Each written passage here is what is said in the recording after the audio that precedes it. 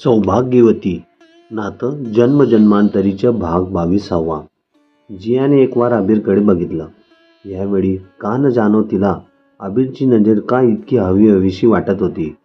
कदाचित त्याने तिला वाचवलं म्हणून. नाही, आबिरविषयी तिच्या भावनांचा महापूर साठला होता. आबिरने तिचा हात पकडला. तिने एक वार त्याच्याकडे पाहिलं आणि ते बनसाडीच्या मागे जाऊ लागले. तो मात्र त्याच्या संघर्षातून पुढे आलेल्या वाटचालीला आपल्या दिव्य दृष्टीने बघत होता. त्याच्या चेहऱ्यावर किंचित हास्य उमटले. आता त्याला त्याची प्रतीक्षा होती. काळावरून इथेच पडदा हटवला जाणार होता. बऱ्याचशा रहस्यावरून सुद्धा. बनसाडी पुढे आणि तो मागे चालू लागले. अरण्य मोठे घनदाट होते. आता यात जंगली जनावरांची भीती होती. पायाखाली बराच चिखल अन पानांचा खच पडलेला होता. त्यात तिघेही अनवाणी होते. पाऊल सावधपणे टाकावं लागत होतं. मगाशीच त्या नागाने जीव नखात आणला होता. आता न जाणो त्या जंगलात काय काय होणार होते. समोर दिसले तिकडे ते पुढे जात होते. पण काही केल्या ते जंगल संपत नव्हते. ठिकठिकाणी भयंकर आवाज सुद्धा येत होते. ते जंगली जनावरांचे आहेत की आणखी कशाचे आहेत हे कळायला मार्ग नव्हता. एखादा आवाज एकदम ऐकू आला की जिया एकदम घाबरून जाई. एकतर पावसाच्या पाण्याने तिला कापरे भरलेले, अंगालाही थोड्या जखमा होत्या. आबिरला तिची अवस्था बघवत नव्हती. डोंट वरी जिया, आपल्याला नक्कीच रस्ता मिळेल, बस थोडा वेळ. तो म्हणाला. आपण पुरते अडकलो आहे या जंगलात ते तिलाही माहीत होते. पण आबिरचे शब्द, तो आपल्याला धीर देतोय, ही गोष्ट तिला आतून शांत करत होती. तो आपला हात धरून चालतोय हे हृदयाला सुखावत होते तिच्या. इतका खडूस आबिर ह्या परिस्थितीत मात्र तिला एंजल वाटत होता. आणि त्या एंजलविषयी हृदयात इतक्या प्रेम भावना दाटून येत होत्या की बस. पण मुश्किलीने ती त्या कंट्रोल करत होती. आबिरला जियाला होणारा त्रास बघता उचलून न्यावं वाटत होते. पण ते त्याला ऑकवर्ड वाटत होते. शिवाय सोबत बनसाडी होता. किती लांब अंतर त्यांनी चालत होते याची गणती नव्हती. पावसाचा जोर आता कमी झालेला.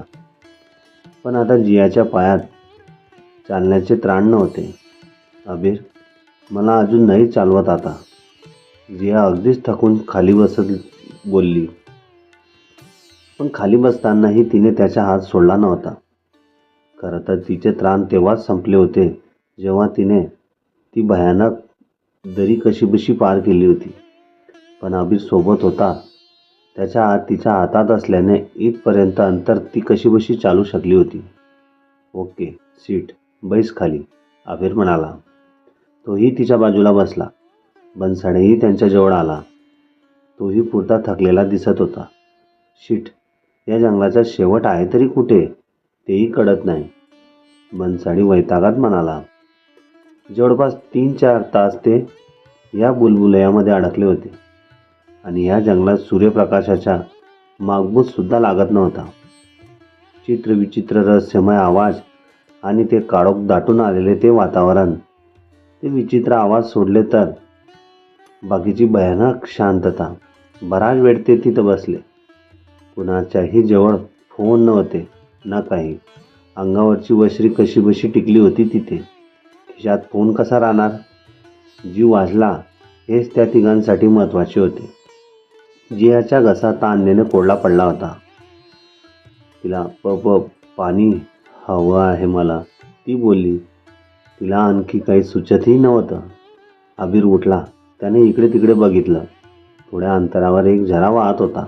त्याने पटकन काही मोठी पाने एकत्र केली आणि त्याला छोट्या कड्यांनी टोचून एकत्र गुंफले आणि त्यात पाणी भरून घेतले. पाणी भरून घेऊन जेव्हा तो उभा राहिला तेव्हा त्यालाच आश्चर्य वाटले की त्याला हे सगळं अचानक कसं काय सुचलं. कारण बाप जन्मात त्याने मिनरल वॉटर शिवाय पाणी पिलं नव्हतं. मग अशा पद्धतीने पाणी पिण्याचा त्याचा कधी संबंध आलाच नव्हता. पण तरीही आपल्याला हे पटकन कसं सुचलं असावं या विचाराने त्याने बाजूला ठेवला. कारण त्याची जिया ताणलेली होती. त्याने ते पाणी जियाला दिलं. तिने पाणी पिलं आणि ती पानांची खोप परत त्याच्याकडे दिली. तिची तहान भागल्याचे तिला तृप्त चेहऱ्यावरून कळत होते. परत एकदा पाणी भरून आणून त्याने ते बन्साडीलाही दिलं. बन्साडीने पाणी पित असताना त्याच्या गळ्याची आकसून आलेली त्वचा दिसत होती. एवढ्या वयात सुद्धा त्याने जिया आणि आबिदला स्वतःच्या जीवावर उदार होऊन वाचवलं होते. बन्साडीचे पाणी पिऊन झाल्यानंतर त्यानेही पाणी पिलं. पाण्याच्या चवीची आता त्याला पर्वा नव्हती, कारण घशाची कोरड सर्वात महत्त्वाची होती. अंगावरती ठिकठिकाणी झालेल्या जखमा वेदना देत होत्या. त्या पाणी पिल्याने थोड्या कमी झाल्यासारखं वाटलं होतं. हे सगळं करताना एखादं जनावर किंवा दुसरं काही उपद्रव्य इथं येण्याची शक्यता गृहीत धरून तो आपली नजर सावधपणे चौफेर टाकत होता. आपल्याला आता पुढे गेलं पाहिजे. कदाचित कुठून तरी मदत मिळेलच. असं बसून चालणार नाही. लेट्स गो, बन्साडी म्हणाला. जियाने आबिरकडे बघून संमतीदर्शक मान हलवली. थोड्या बसण्याने तिला तरतरी वाटत होती. त्याने तिला आधार देत उठवलं. पण त्याच्या हाताची जखम बघून मात्र तिला दुःख वाटलं. आबिर तिच्यासाठी आतून इतका हावडा आहे हे तिला आज कित्येक वेळा दिसले. शिवाय त्याचे डोळे तिच्यावर अनिमिष रोखलेले होते. उठून तसेच ते पुढे चालू लागले. आता जंगलातला काळोख इतका वाढला होता की समोरचे अंधुक दिसू लागले होते. गेल्या कित्येक तासापासून ते जगाशी संपर्क तुटल्याच्या अवस्थेत होते आणि आता हा घनघोर काळोख जियाला भीती वाटत होती. आबिर सावधपणे चालत होता, तर बन्साडीची पावलेही सावकाश पडत होती. पाऊस पूर्ण थांबलेला होता, पण काळोख दाटून आल्याने वातावरण भयावह झालेले होते. ते सावधपणे चालत होते. एखादा वेगळा आवाज सुद्धा हृदयाचा थरकाप उडवण्यासाठी पुरेसा होता. पावले पुढेच होती. काळोख इतका वाढला की बस समोरचं पूर्ण दिसायचं बंद झालं. इतक्यात वीज अशी कडाडली की प्रचंड मोठा आवाज झाला आणि विजेचा लखलखाट झाला. त्या सर्वांचे डोळे दिपले गेले. त्या आवाजाने तिघेही घाबरले. हृदये कितीतरी फास्ट वेगाने धडधडत होती. त्या तिघांनी डोळे उघडले तर समोर अगदी लख्ख प्रकाश होता. अगदी दिवसा प्रकाश असतो तसा. आणि समोर त्यांना पाठमोरा एक जटाधारी व्यक्ती दिसत होता. त्याच्या वाढलेल्या जटा पाठीवरून रुळत होत्या. अंग अगदी बारीक दिसत होते आणि त्यावर प्रमाणाच्या बाहेर सुरकुत्या पडल्या होत्या. कमरेखाली एक भगवं वस्त्र होते आणि हातात पाण्याचा कमंडलू होता. तो अचानक गिरकी घेऊन त्यांच्याकडे वळला आणि त्याला पाहून त्या तिघांच्याही अंगावर काटा आला. जिया, आबिर आणि बन्साडीला त्याला थक्क होऊन बघत राहिले. त्याच्या दाढी मिशा प्रमाणाबाहेर वाढल्या होत्या. डोळे खोलवर गेलेले होते, पण त्या डोळ्यात तेजस्वी चमक होती. तोंड जणू वाढल्या झाडासारखे दिसत होते. त्याच्या अंगाला करड्या रंगाचा थर आलेला. तो अचानक गडगडाटी हसला. बेसूर, निव्वळ बेसूर होते ते. कोण आहेस तू? आबिरने दरडावून विचारले. मी तोच आहे ज्याच्या शोधात तुम्ही तिघे इथे आलात. मी तोच आहे जो तुम्हाला पडणाऱ्या सगळ्या प्रश्नांची उत्तरं देऊ शकतो. हा हा हा हा. तो बोलता बोलता हसला. त्याची नजर एकसाथ तिघांवर ही फिरत होती. जिया तर घाबरून गर्भगडीत झाली होती. ती आबिरच्या आड लपण्याचा प्रयत्न करत होती. आज ती वेळ आली आहे जेव्हा तुम्हाला करतील ती सगळी रहस्ये. आड दडण्याचा प्रयत्न करू नकोस मुली.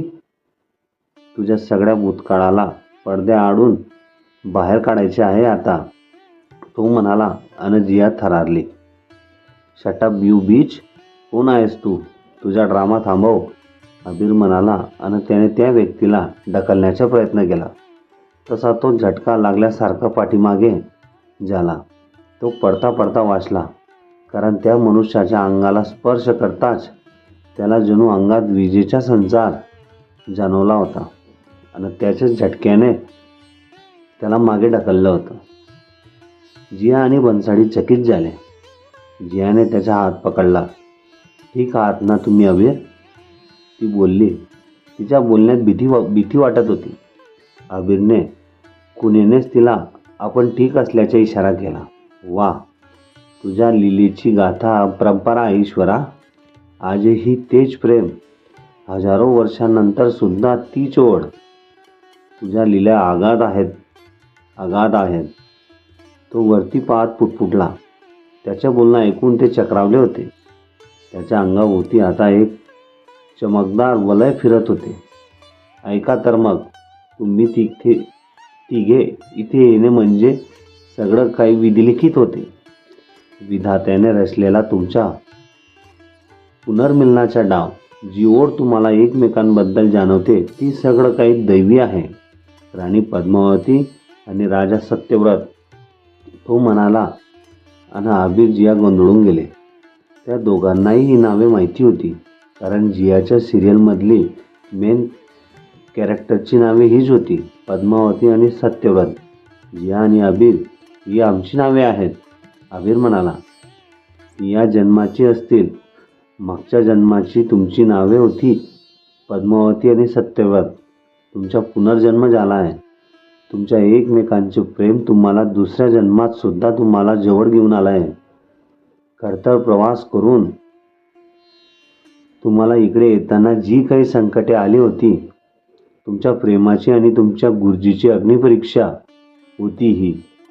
या गुरुने तुम्हाला मागच्या जन्मात मार्ग दाखवला आणि ह्या जन्मातही, कारण तो नसता तर तुम्ही एकत्र आलाही नसता. हा आहे तो तुमचा गुरु वसिष्ठ. तो जटाधारी व्यक्ती धातूवर धातू घासल्याने जसा आवाज होतो तसा आवाजात बोलला. आणि ते तिघेही सर्द झाले. पुनर्जन्म, गुरु सत्यव्रत आणि पद्मावती, सगळं काही चमत्कारिक होते. त्यांना त्याच्या कानावर विश्वास बसत नव्हता. नाही, माझ्या असल्या गोष्टीवर विश्वास नाही. पुनर्जन्म वगैरे काही नसतो. हा कुणीतरी जियाच्या सिरियलमधला एखादा आर्टिस्ट आहे, ज्याला या दोघांचे कॅरेक्टरची नाव माहीत आहेत. याने एखादा चार्ज लावला आहे अंगाला, ज्याने मला थोडा शॉक बसला. काही करून कुणी यावर विश्वास ठेवू नका, अबीर म्हणाला. जिया त्याला थांबवण्याचा प्रयत्न करत होती, पण तो बोलून गेलाच. हा हा हा हा हा हा. परत एकदा त्याच्या गडगडाटी हसण्याचा आवाज आसमानात घुमला. त्याची डोळे अधिक प्रखर उजेडाने चमकू लागले. माहीत होतं असा सहजी विश्वास नाही बसणार तुमचा, म्हणूनच ये आहे माझ्याकडे. तो आपला कमंडलू समोर घेत म्हणाला. त्याने त्यातलं पाणी हातावर घेतलं आणि अबीर तिघांच्याही अंगावर टाकलं आणि एक विचित्र घटना घडायला सुरुवात झाली. मित्रहो, कथा आवडली असेल तर चॅनलला सबस्क्राईब आणि व्हिडिओला लाईक आणि शेअर नक्की करा. कथा फार इंटरेस्टिंग आहे. पुढचा भाग नक्की तुमच्या सेवेत हजर राहील. धन्यवाद.